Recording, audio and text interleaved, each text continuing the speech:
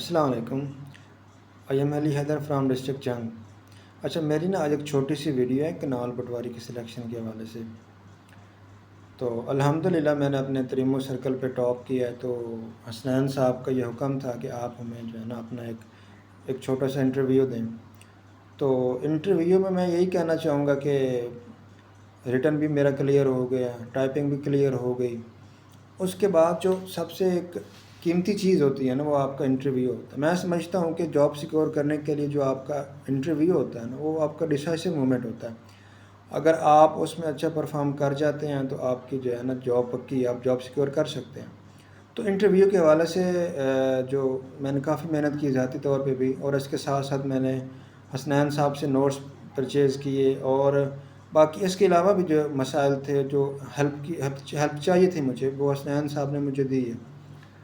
تو at the end میں یہی کہنا چاہوں گا کہ اگر میں محنت کر کے جاب سیکور کر سکتا ہوں تو آپ لوگ بھی کر سکتے ہیں۔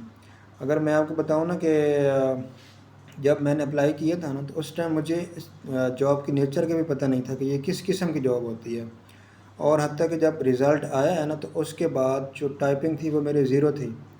رزلٹ اناؤنس ہونے کے 10 دن بعد میں نے ٹائپنگ سٹارٹ کی ہے، اور اس کے بعد پھر میں نے جو ہے نا ٹائپنگ سٹارٹ کر کے اس کو میں نے پاس کیا، اچھی ٹائپ سپیڈ آئی میری۔ تو انٹرویو بھی ماشاءاللہ، انٹرویو میں میرے 70 مارکس ہیں، اور ریٹن بھی اچھے مارکس ہیں میرے، 67.75 مارکس ہیں میرے۔ تو میں یہی کہنا چاہوں گا کہ ہم سب کو اپنی جو ہے نا محنت کرنی چاہیے، اور حسنین صاحب جیسے ٹیچر سے ہمیں گائیڈ لائنس لینی چاہیے، تاکہ ہم جو ہے نا ایک اپنے رائٹ پاتھ پہ چل کے ایک اچھی جاب سیکور کر سکیں۔